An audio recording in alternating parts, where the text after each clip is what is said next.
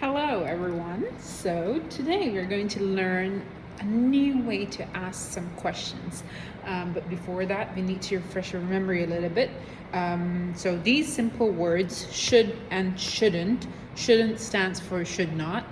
We have learned them already, but just to refresh your memory, so should and shouldn't are modal verbs that are commonly used to make recommendation or even give advice, or sometimes it tells you what you're expected to do. Okay, so for example, you should sit quietly in the classroom during lesson time.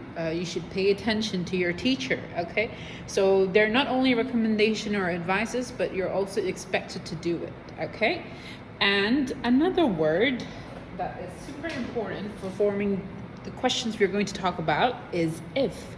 Now, if is a conjunction, and I'm sure most of you are using it, and it's used to say that something will happen only if something happens. Okay, so it's basically something's only going to happen after something else happens. Okay, so I am going to make more YouTube videos if you guys give me a thumbs up. Okay, just an example. Okay, so let's get to the lesson.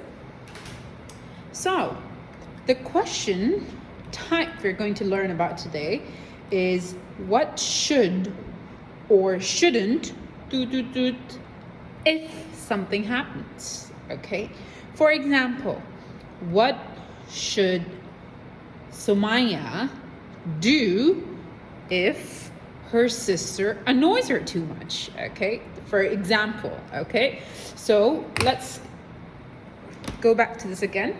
What should or shouldn't you do if something happens? Okay, so let's think of some examples again. Now this is the question format.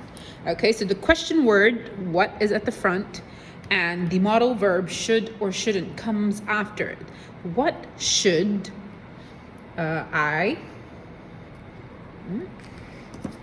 what should I do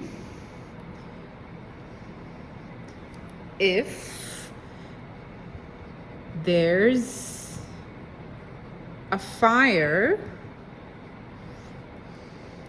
Okay, what should I do if there's a fire? Okay, or maybe to elaborate a little bit more, what shall I do if there's a fire in my building? Okay, so I can elaborate that on that. Elaboration is good. Okay, so let's go back to the question again. Okay, so first thing is the question word, then we have the modal verb. Okay, what should I do? We do. What should you do? What should they do?